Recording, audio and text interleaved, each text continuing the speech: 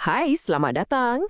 Pernah tak anda terfikir macam mana agaknya kita boleh buktikan sesuatu dakwaan tu betul-betul benar guna data, bukan sekadar agak-agak atau rasa-rasa? Hari ini kita akan bedah siasat satu kaedah yang sangat hebat yang boleh bantu kita pisahkan mana satu fakta dan mana satu cuma andaian. Okey, kita mulakan dengan satu soalan yang rasanya semua orang pernah dengar, kan? Betul ke kalau kita belajar dalam kumpulan, grade kita akan jadi lebih bagus? Ramai yang percaya macam tu, tapi kepercayaan semata-mata tak cukup kuat, betul tak? Jadi, soalan dia macam mana kita nak buktikan benda ni secara konkret? Bukan setakat cakap kosong je.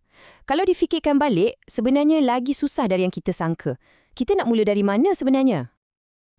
Jangan risau. Sebenarnya memang ada satu kaedah formal untuk jawab soalan-soalan macam ni.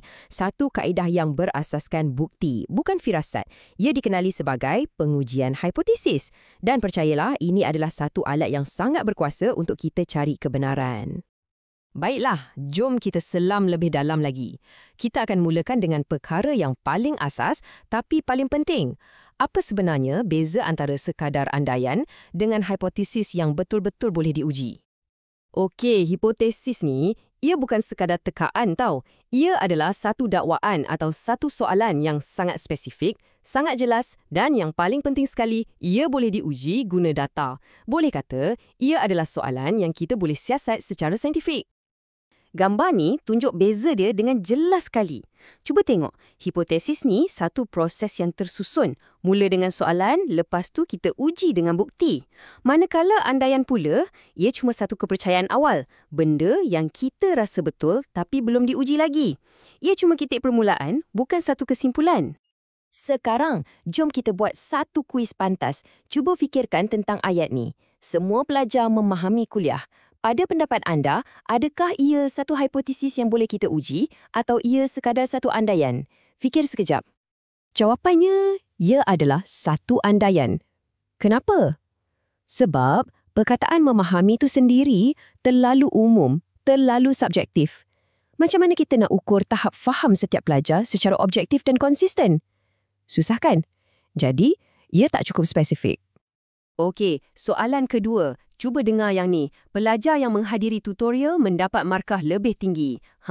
Yang ni nampak macam lebih spesifik kan? Jadi, apa jawapan anda? Hipotesis atau andaian?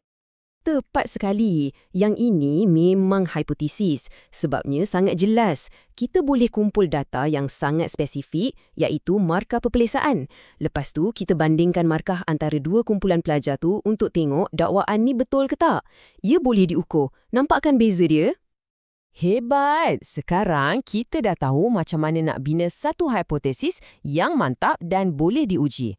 Jadi, persoalan seterusnya ialah, macam mana kita nak uji hipotesis ni?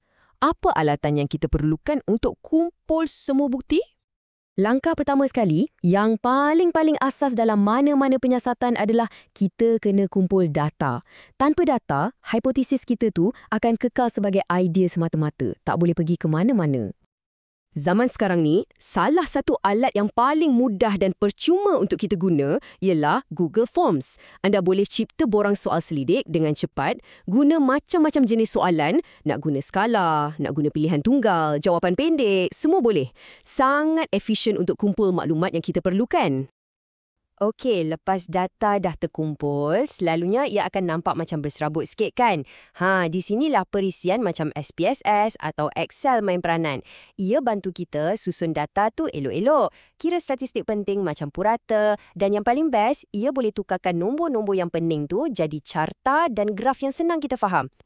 Sekarang kita dah sampai ke bahagian teras dalam proses ni. Jom kita lihat rangka kerjanya, pelan tindakan, macam mana semua ni digabungkan dalam 5 langkah yang sangat jelas dan teratur. Slide ni sebenarnya tunjuk roadmap lengkap yang digunakan oleh para penyelidik. Nampak macam kompleks, tapi jangan risau, logik dia sebenarnya mudah je. Langkah pertama, macam yang kita dah bincang, anda mulakan dengan hipotesis yang jelas. Contohnya, pelajar yang hadir tutorial dapat markah lebih tinggi. Okey, lepas tu, langkah 2 dan 3. Anda kumpul data dan gunakan statistik untuk kira satu nombor ajaib yang dipanggil nilai P atau P-value. Anggap je nilai P ni macam penunjuk kebarangkalian. Ia ukur sama ada hasil kajian anda tu mungkin berlaku secara nasib atau kebetulan je. Langkah keempat, anda bandingkan nilai P ni dengan satu penanda aras. Kalau nilai P tu sangat-sangat rendah, ini bermakna kemungkinan besar hasil kajian anda tu bukan sebab kebetulan. Dan akhir sekali, langkah kelima, barulah anda buat kesimpulan apa maksud semua ni dalam konteks dunia sebenar. Jadi, kenapa kita perlu lalui semua langkah ni? Kenapa susah-susah? Sebabnya, proses ini ibarat satu kuasa besar yang boleh tukarkan idea-idea yang kabur dalam kepala kita kepada satu pemahaman yang jelas yang disokong oleh bukti yang kukuh. Cuba tengok perbezaan ni, jauh beza kan? Pengujian hipotesis memaksa kita untuk jadi sangat spesifik. Idea umum macam senaman itu baik ditukarkan jadi sesuatu yang kita boleh ukur. Orang yang bersenam 3 kali seminggu mempunyai tekanan darah yang lebih rendah. Kan lebih konkret tu? Jadi, poin paling penting yang perlu kita ingat ialah pengujian hipotesis ni bukan sekadar pasal nombor dan pengiraan yang rumit. Ia sebenarnya tentang membina satu jambatan. Jambatan yang menghubungkan data mentah yang kita kumpul kepada pemahaman yang lebih mendalam dan akhirnya kepada keputusan yang lebih bijak. Sebagai penutup, saya nak tinggalkan anda dengan satu soalan untuk difikirkan. Dalam kehidupan anda seharian, sama ada di tempat kerja atau di kolej, andaian apakah yang selama ni anda pegang sebagai kebenaran? Dan sekarang, dengan ilmu baru ni, bagaimana anda boleh tukarkan andaian tu menjadi satu hipotesis untuk diuji? Selamat mencuba.